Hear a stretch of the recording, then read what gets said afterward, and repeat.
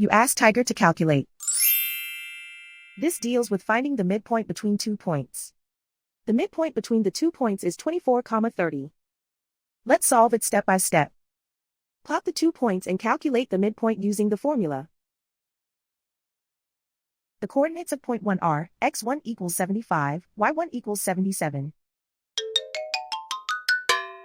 The coordinates of point 2 are x2 equals negative 27, y2 equals negative 17. PM represents the midpoint of the 2 points.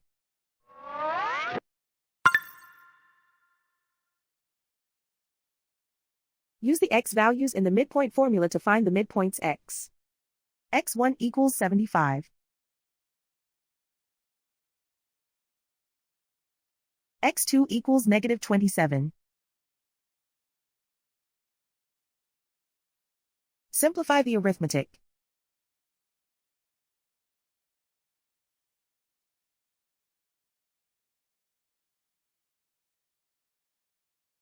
Use the y values in the midpoint formula to find the midpoints y.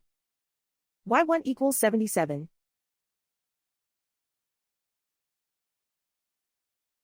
y2 equals negative 17. Simplify the arithmetic.